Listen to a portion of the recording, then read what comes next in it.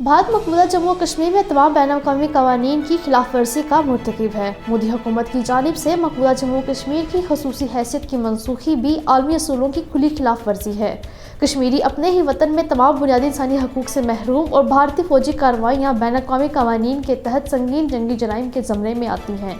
भारत कश्मीरी अवाम को उनके आलमी सतह पर तस्लीम शुदा हक खुद इरादत के इस्तेमाल से रोक रहा है। हालांकि भारत मकबूजा जम्मू कश्मीर में गैर जानिबदाराना रायशुमारी कराने का पाबंद है।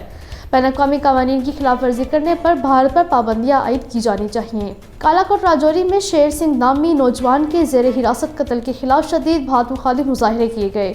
मुजाहिरीन ने नौजवान की हलाकत का जिम्मेदार पुलिस को करार देते हुए मुजरिम एहलकारों के खिलाफ सख्त कार्रवाई का मुतालबा किया। जम्मू में कायम यूनाइटेड पीस अलायंस के चेयरमैन मीर शाह सलीम ने कहा है कि मोदी हुकूमत 5 अगस्त 2019 में मकबूजा जम्मू कश्मीर की खसूसी हैसियत मनसूख करने के बाद कश्मीरी अवाम के हकूक पर एक एक करके टाका डाल रही है। भारत इस वक्त कश्मीरी अवाम को बड़े पैमाने पर नौबादियाती सलूक का निशाना बना रहा है, जिसे कश्मीरी अवाम हरगिज़ बर्दाश्त नहीं करेंगे।